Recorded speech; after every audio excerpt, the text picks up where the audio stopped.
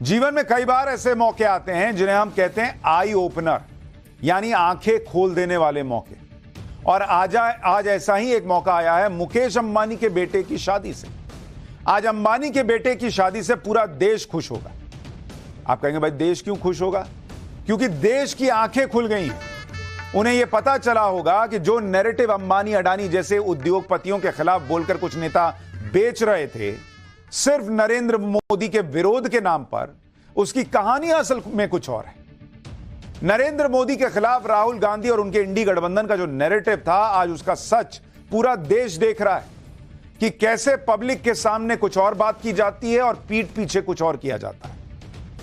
कैसे यह देश नैरेटिव के जाल में फंसता जा रहा है सिर्फ नरेंद्र मोदी को हराने के लिए। जब इन लोगों को कुछ नहीं मिल रहा तो देश में ऐसे ऐसे मुद्दे खड़े किए जाते हैं जो देश के लिए भी घातक हो सकते हैं।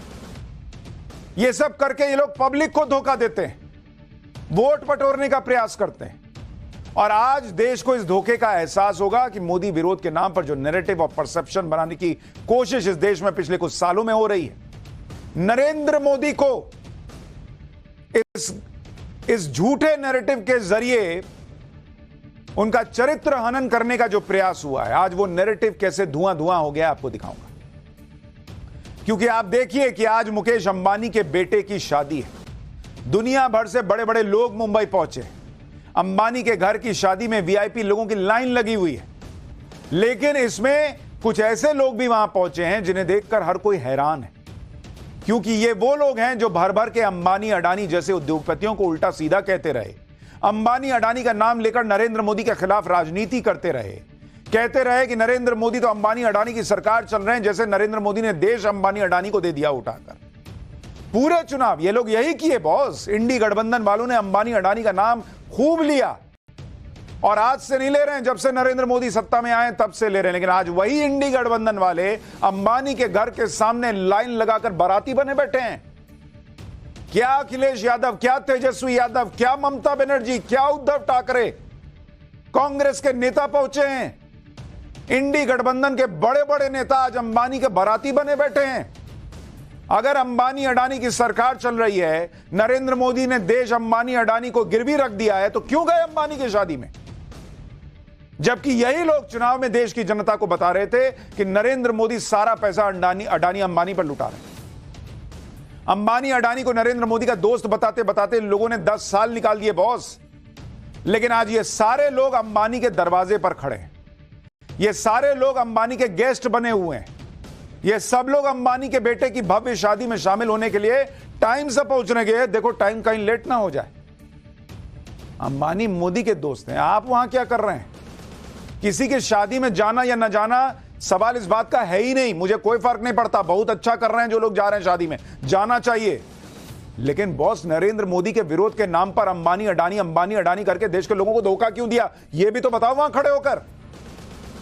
अगर कहीं से इनविटेशन मिला है तो वहां जाने में कोई बुराई नहीं है, लेकिन बुराई तब है जब आप राजनीति में नैरेटिव बनाने के लिए करते कुछ और हैं और कहते कुछ और हैं। आपकी असलियत क्या है वो आज दिख रही है लोगों को। आज इन लोगों को अंबानी से कोई दिक्कत नहीं है। सबसे पहले यही अंबानी के घर पहुंच गए, लेकिन जैसे ही राजनीति करने की बात आती है तो ये अंबानी अडानी को कोसने का कोई मौका नहीं छोड़ते। आप देखिए, इसीलिए आज मैं आपको ये चैप्टर दिखा रहा हूं। इससे आपको पता चलेगा कि हर बार जब ये लोग कुछ कहते हैं ना, तो कैसे आपको बचना है। बहुत सारे लोग मजाक में ये कह रहे हैं कि जो जो अंबानी अडानी को कोसते थे वो सारे अंबानी के घर शादी में पूड़ियां पाड़ने पहुंच गए, खाने पहुंच गए सबसे पहले। इससे तो पता चलता है कि ये नेता जनता के बीच नैरेटिव कुछ और बनाते हैं और असल में उस नैरेटिव के उल्टा काम करते हैं। झूठ की फैक्ट्री चला रहे हैं, जो कभी अंबानी अडानी का नाम लेकर, संविधान का नाम लेकर, कभी रिजर्वेशन खत्म हो जाएगा इस नाम को लेकर देश को धोखा दे रहे हैं। लेकिन क्या इन सब बातों का इंडी गठबंधन पर कोई असर पड़ेगा? क्योंकि उनकी झूठ की फैक्ट्री में नैरेटिव बनाने का काम तो लगातार चल रहा है। जैसे आज अरविंद केजरीवाल के मामले में आम आदमी पार्टी ऐसा माहौल बना दिया जैसे सुप्रीम कोर्ट ने अरविंद केजरीवाल को शराब घोटाले में मान लो बाइज्जत बरी कर दिया। आम आदमी पार्टी तो ऐसा झूमने लगी कि मानो अरविंद केजरीवाल को अंतरिम बेल नहीं, अपराध मुक्त होने का सर्टिफिकेट कोर्ट से मिल गया। इंडी गठबंधन ऐसे ही नैरेटिव गढ़ने में एक्सपर्ट है, लेकिन दिक्कत यह है कि इंडी गठबंधन का झूठा नैरेटिव बहुत दिन चलता ही नहीं। नेताओं के डबल स्टैंडर्ड्स की पोल खुल जाती है। केजरीवाल का पूरा केस भी बताऊंगा कि कैसे कोर्ट से जमानत मिली लेकिन फिर कोर्ट से ही झटका लग गया। लेकिन पहले देखिए अंबानी के परिवार की शादी में क्या हो रहा है। अंबानी की शादी में ऐसा नहीं हुआ कि इंडी गठबंधन का कोई छोटा मोटा नेता पहुंचा, करीब करीब पूरा इंडी गठबंधन ही वहां पहुंच गया। ऐसा भी नहीं हुआ कि शादी का इनविटेशन मिलने पर औपचारिकता के लिए किसी को भेज दिया हो पार्टी से, तुम चल जाओ मैं नहीं जाऊं। खुद बड़े बड़े नेता वहां पहुंचे। कुछ नेता तो पूरे परिवार के साथ अंबानी की शादी में पहुंच गए, जैसे लालू यादव का परिवार। लालू जी की तो तबीयत ठीक नहीं रहती है, परिवार हाथ पकड़ के ले जा रहा है, लेकिन पहुंचे हैं। सोचिए, पूरा लालू परिवार आज पटना से मुंबई गया हुआ है बॉस।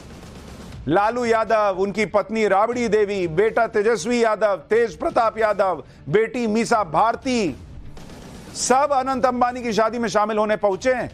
इंडी गठबंधन में कोई पूछेगा कि क्यों गए? अडानी अंबानी तो मोदी के दोस्त हैं, देश को उन्होंने एक तरीके से नरेंद्र मोदी के जरिए हथियार लिया है, तो क्यों गए ऐसे आदमी के परिवार की शादी में?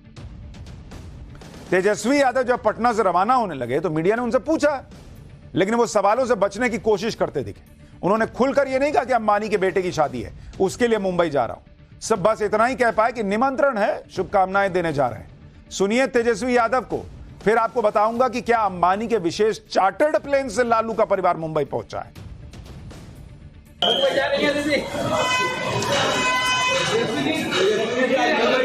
मुंबई जा रहे हैं, निमंत्रण है, उसमें हम लोग जा रहे हैं, शुभकामनाएं। तेजस्वी यादव खुलकर कहते भी क्या ये कहते कि उस अंबानी परिवार की शादी में जा रहा हूं जिन्हें चुनाव में लुटेरा पूंजीपति बताकर इंडी गठबंधन ने नरेंद्र मोदी को कोसा था भर भर के। ये वही तेजस्वी यादव हैं जो अपनी रैली में अंबानी अडानी का टारगेट करते थे। आपको तेजस्वी यादव का एक पुराना बयान सुनाता हूं, जिसमें वो रैली से अंबानी अडानी का नाम ले रहे हैं और इशारों में आरोप लगा रहे हैं कि अंबानी अडानी की मदद से बीजेपी राज्यों में सरकारें गिरा देती है। भाई, अगर अंबानी अडानी की मदद से नरेंद्र मोदी सरकारें गिराते हैं तो ये तो गैर संवैधानिक है। ऐसे आदमी के परिवार के फंक्शन में क्यों जा रहे हैं पूरा परिवार उठकर? ये सब आंखें खोलने वाली बातें आपको दिखा रहा हूं। सुनिए तेजस्वी यादव का पुराना बयान, फिर बताता हूं कि लालू परिवार क्या अंबानी के चार्टर्ड प्लेन से मुंबई पहुंचा है और उस पर विवाद क्या हुआ है। देश में खेला कर रहे थे, बिहार में हमने इनके साथ खेला कर दिया, लेकिन इनके हिसाब से नहीं कि हम तो विपक्ष में थे भैया। हमारे पास इतना पैसा नहीं, हमारे साथ अंबानी अदानी जी नहीं खड़े हैं। हम लोग गरीबों की पार्टी है। गरीबों की पार्टी वाले लोग आज अंबानी के घर में शादी में समारोह में शामिल होने गए। आज तेजस्वी यादव कह रहे हैं कि निमंत्रण मिला है इसलिए मुंबई जा रहे हैं, शुभकामनाएं दें। अच्छी बात है, दीजिए ना शुभकामनाएं, लेकिन यह मत भूलिए कि जिस अंबानी परिवार को आज आपने शुभकामनाएं दी हैं, उसी परिवार के लिए आपकी पार्टी दलाल जैसे शब्द का इस्तेमाल करती है। आपको आरजेडी का साल 2021 का एक ट्वीट दिखाता हूं, जिसमें आरजेडी ने अंबानी का नाम लेते हुए एक चैनल का वीडियो शेयर किया और लिखा था कि तेजस्वी सड़क पर तो मोदी के दलाल अंबानी का चैनल क्यों भड़का रहा। बॉस, पब्लिक के सामने कुछ, आप लोग पब्लिक को एकदम ही हवा में लिए उड़ा रहे हैं क्या? कि उधर ट्विटर पे कुछ लिख दो, बयान में कुछ कह दो और यहां जो है पहुंच गए, अरे सर आपका बेटा की शादी आए हैं देखने और आए हैं बधाई देने। इस तरह की भाषा देखकर को तो यही लगेगा किसी को कि आरजेडी अंबानी परिवार को कट्टर सियासी दुश्मन मानती है, देश के खिलाफ मानती है। अगर ऐसा है तो फिर शादी में क्यों गए? कमाल की बात यह भी है कि बीजेपी यह दावा कर रही है कि लालू यादव का परिवार मुकेश अंबानी के भेजे गए चार्टर्ड प्लेन से पटना से मुंबई गया है, जबकि इंडी गठबंधन के नेता राहुल गांधी संसद में नरेंद्र मोदी को अंबानी अडानी का करीबी मित्र बताकर यह आरोप लगाते थे कि नरेंद्र मोदी तो उद्योगपति के प्राइवेट जेट में घूमते थे। आज वही इंडी गठबंधन के नेता अंबानी के प्लेन में सफर कर रहे हैं। इसलिए बिहार के डिप्टी सीएम विजय सिन्हा ने इस पर लालू परिवार को घेरा। विजय सिन्हा ने कहा कि जिस अंबानी अडानी को क्या कुछ नहीं कहा, आज उन्हीं के भेजे हुए चार्टर्ड प्लेन में सवारी करके पहुंचे हैं। एक बार बिहार के डिप्टी सीएम को सुनिए, फिर बताऊंगा इंडी गठबंधन का कौन सा नेता अंबानी की और कौन कौन सा नेता अंबानी की शादी में पहुंचा है और क्या जवाब दे रहा है। वाह जंगल राज की जुबराज, राजद के शहजादे ट्विटर बॉय, बता दीजिए ना कहां जा रहे हैं सज धज कर पूरे परिवार के साथ मंगल मनाने? लोग जानना भी चाह रहा है ना। देश के उद्योगपतियों के बारे में अंबानी जी, अडानी जी के बारे में क्या क्या झाड़ू उगलते थे, क्या क्या बोलते थे। सदन में कितने जोश से बोले थे कि चार्टर्ड विमान हम नहीं लेते हैं। आज उस चार्टर्ड विमान का उपयोग पूरे परिवार कर रहे। इसी तरह इंडी गठबंधन के एक और नेता हैं अखिलेश यादव, जो आजकल गठबंधन की आंखों का तारा बने हुए हैं। अखिलेश यादव भी अनंत अंबानी की शादी में शामिल होने के लिए आज दोपहर मुंबई पहुंचे। अब ऐसे तो अखिलेश यादव के किसी की शादी में शामिल होने से किसी को क्या ही दिक्कत हो सकती है, लेकिन अखिलेश यादव भी उन नेताओं की लिस्ट में शामिल हैं जिनकी संयुक्त रैलियों में अंबानी अडानी को खूब खरी खोटी सुनाई गई।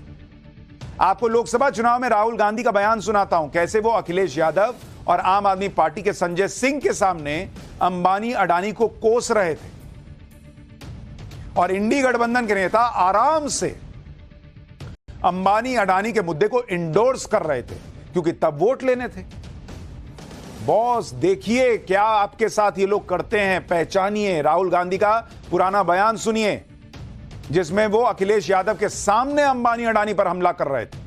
फिर बताता हूं कि और आगे क्या हुआ है। जब कोई डर जाता है तो उन्हीं लोगों का नाम लेता है जो सोचता है बचा पाए।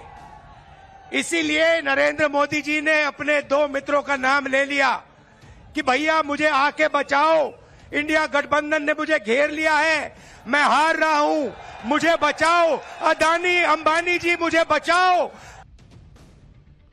तब तो अखिलेश यादव ने खड़े होकर नहीं कहा पब्लिक से कि ये गलत बोल रहे हैं राहुल जी, अंबानी जी तो सज्जन आदमी है, मैं तो उनके यहां शादी में जाने वाला हूं। तब तो नहीं बोले, हाँ कर रहे थे मंच पे बैठ के।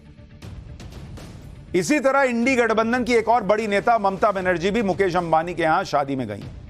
शादी में जाने के सवाल पर ममता बनर्जी ने बताया था कि वो मुकेश अंबानी के बेटे की शादी में शामिल होने जा रही हैं।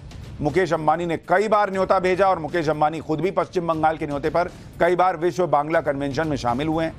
ममता बनर्जी ने कहा कि शायद वो अंबानी की शादी में नहीं जाती, लेकिन खुद मुकेश अंबानी, नीता अंबानी और उनके बेटे ने उन्हें बार बार शादी में आने का अनुरोध किया था, इसलिए उन्हें शादी में जाने का फैसला लेना पड़ा।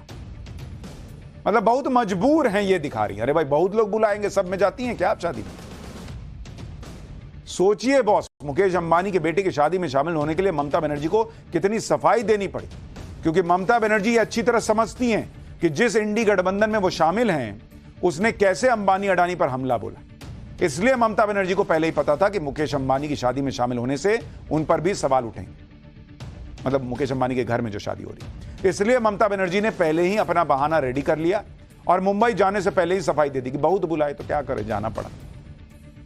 कमाल की बात यह भी है कि मुंबई में मुकेश अंबानी के बेटे की शादी इंडी गठबंधन की एक और बैठक का बहाना भी बन सकती है, क्योंकि अभी तक जो पिक्चर बन रही है उसमें कांग्रेस को छोड़कर करीब करीब पूरा इंडी गठबंधन मुकेश अंबानी के बेटे की शादी में शामिल हो रहा है, जिसमें ममता बनर्जी तो है ही है, अखिलेश यादव पहुंचे ही तस्वीर दिखाई, तेजस्वी यादव, लालू यादव हैं, सब पहुंचे हुए हैं। इसके अलावा उद्धव ठाकरे के परिवार को भी अनंत अंबानी की शादी से जुड़े हुए समारोह में लगातार देखा गया।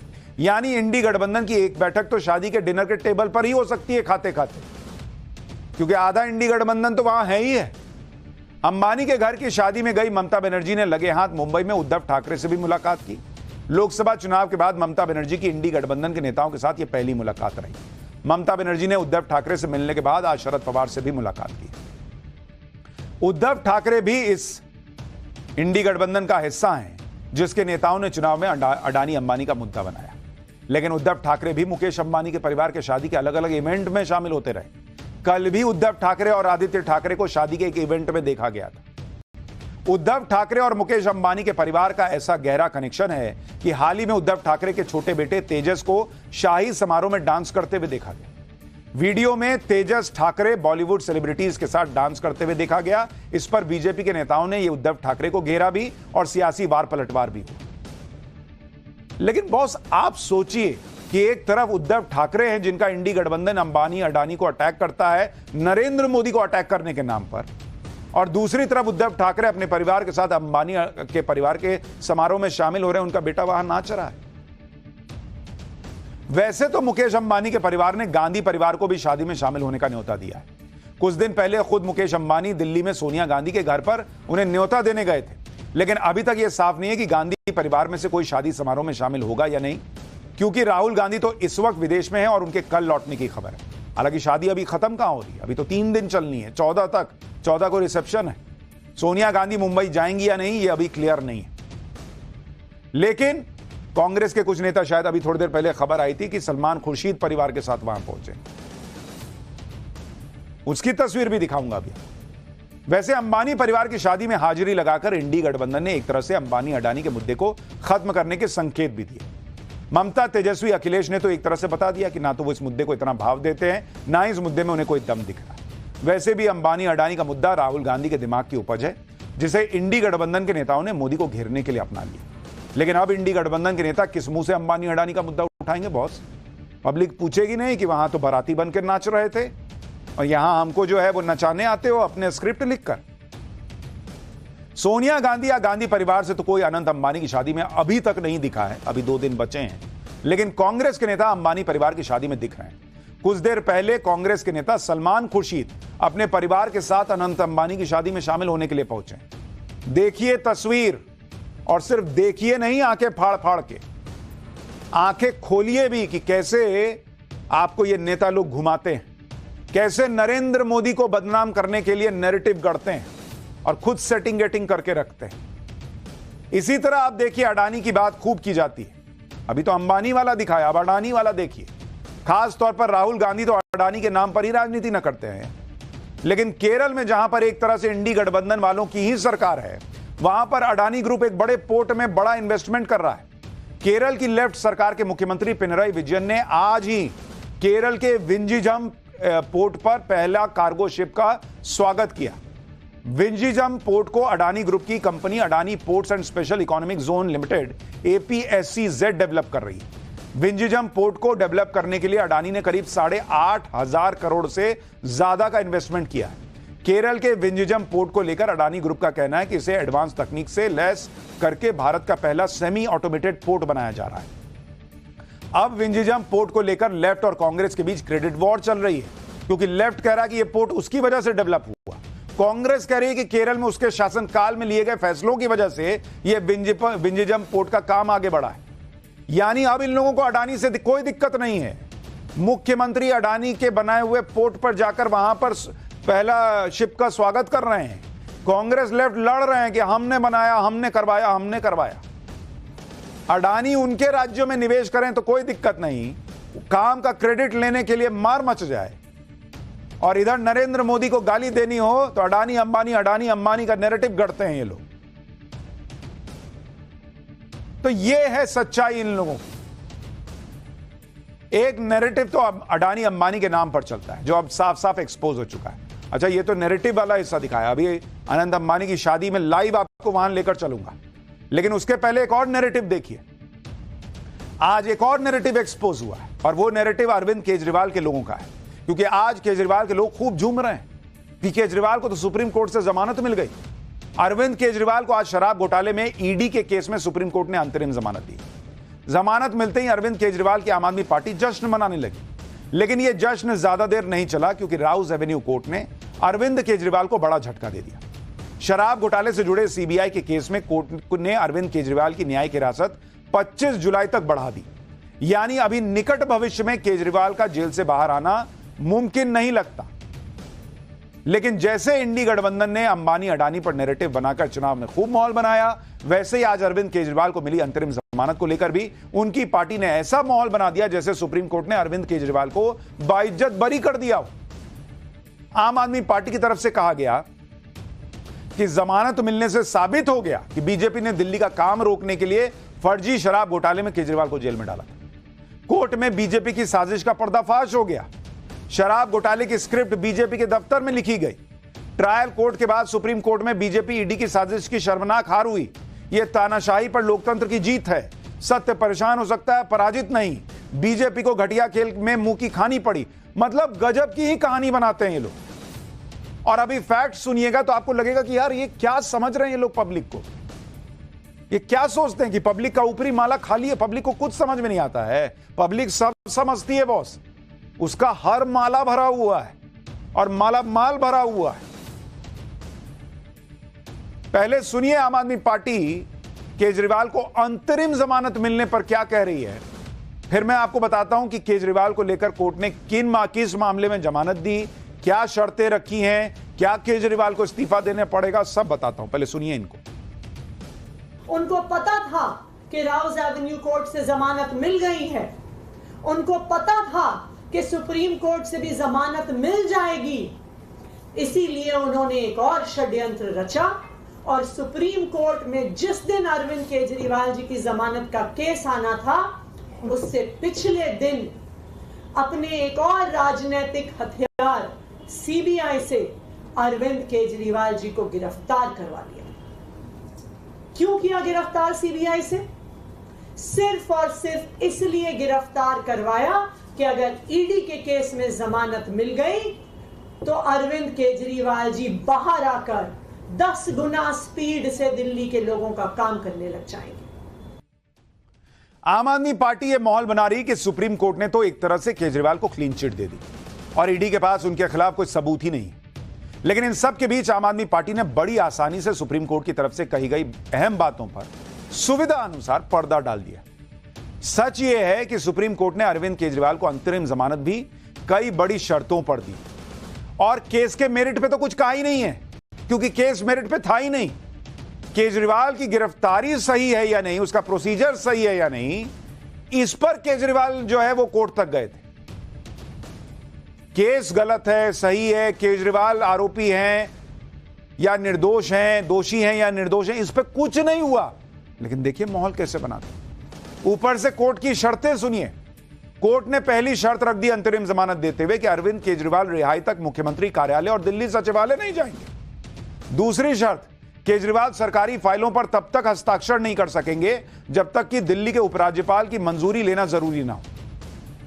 तीसरी शर्त, अरविंद केजरीवाल शराब घोटाले के मामले में अपनी भूमिका से संबंधित कोई बयान नहीं देंगे। चौथी शर्त, वो किसी भी गवाह से बातचीत नहीं करेंगे और इस मामले से जुड़ी कोई भी फाइल उन तक नहीं पहुंचेगी।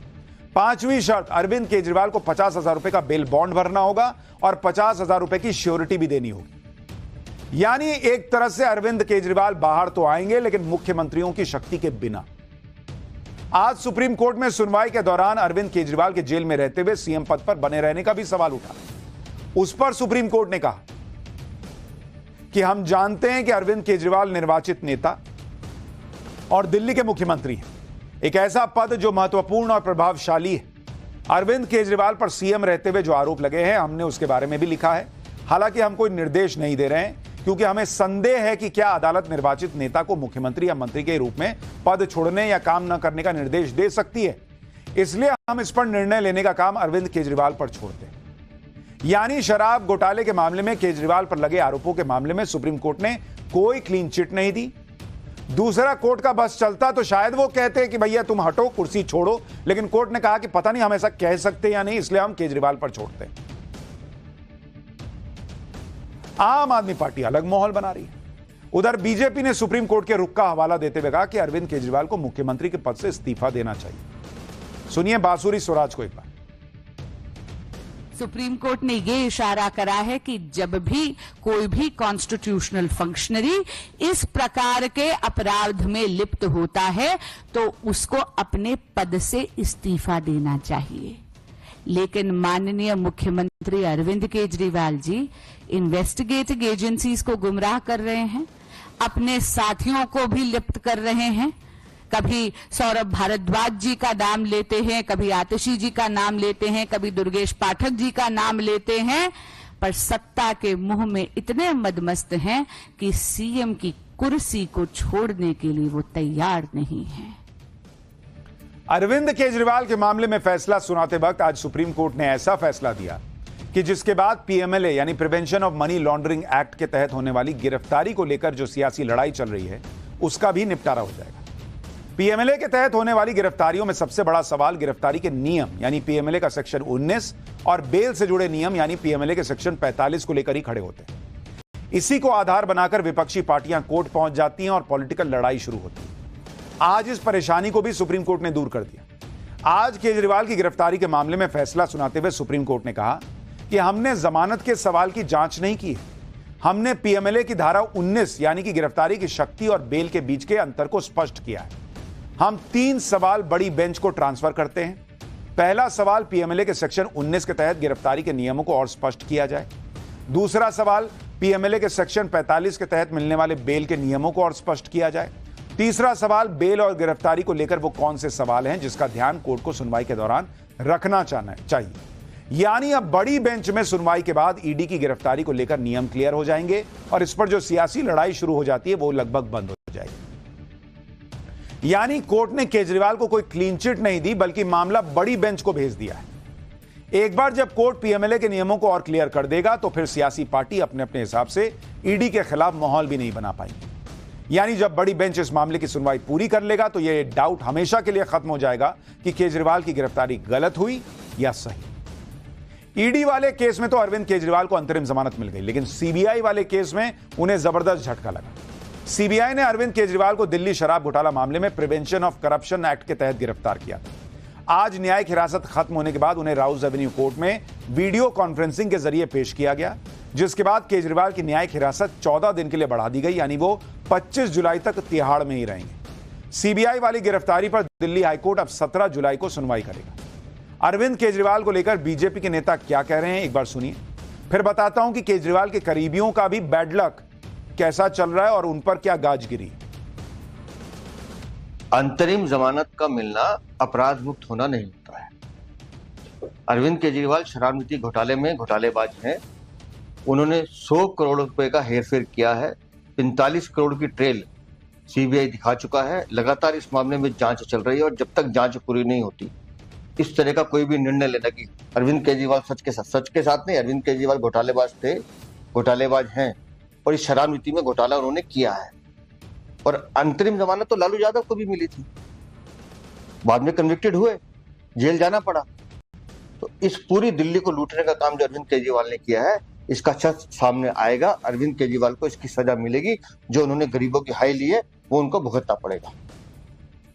अरविंद केजरीवाल के करीबी विभव कुमार को आज दिल्ली हाईकोर्ट से झटका लगा। हाईकोर्ट ने स्वाति मालीवाल पर हमला करने के मामले में विभव कुमार को जमानत देने से इनकार कर दिया।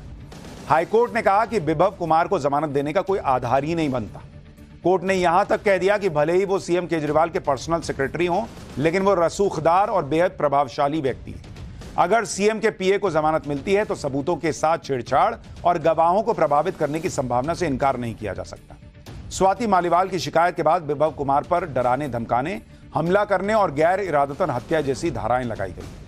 वहीं विभव कुमार ने जमानत याचिका में दावा किया था कि सभी आरोप झूठे हैं और जांच पूरी हो जाने के चलते अब उन्हें हिरासत में रखने की जरूरत नहीं। अरविंद केजरीवाल के साथ इंडी गठबंधन को भी जबरदस्त झटके लग रहे हैं। भाई केजरीवाल तो जेल में है ही हैं, बाहर नहीं आने वाले, विभव भी जेल में, लेकिन इंडी अलायंस को भी झटका लगा। आज मुंबई में इंडी गठबंधन के नेताओं ने मीटिंग कर अपनी ताकत दिखाने की कोशिश की कि वो एकजुट हैं, लेकिन महाराष्ट्र में एमएलसी चुनाव के नतीजे आते ही इस एकजुटता की पोल खुल गई। महाराष्ट्र के एमएलसी चुनाव में एनडीए ने 11 में से 9 सीट जीत ली और इंडी गठबंधन को सिर्फ 2 सीटें मिली। 9 सीटों में से बीजेपी को 5, शिवसेना शिंदे गुट को 2 और एनसीपी अजीत पवार गुट को 2 सीट मिली। कांग्रेस और उद्धव ठाकरे की शिवसेना को 1-1 सीट ही मिल पाई। चुनाव में कांग्रेस के 7 से 8 विधायकों ने क्रॉस वोटिंग करके अपने ही गठबंधन को झटका दे दिया।